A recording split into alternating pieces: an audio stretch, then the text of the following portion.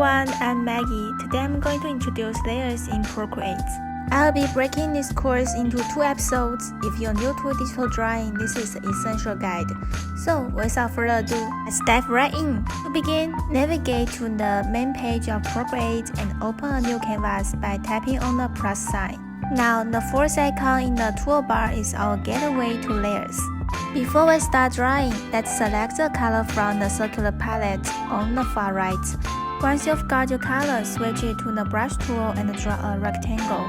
It's crucial to ensure that there are no gaps in your shape. This will make it a breeze to fill the entire graphic with colors.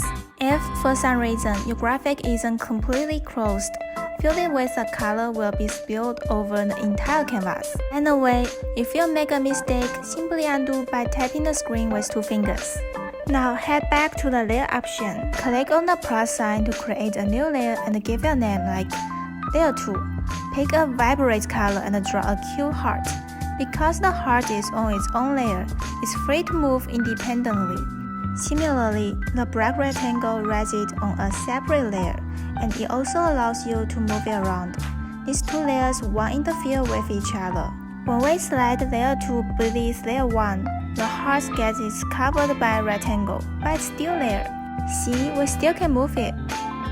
Conversely, if we move layer 2 above layer 1, the heart takes its place on top of the black rectangle again. So, did you have a better grasp of how layers work now?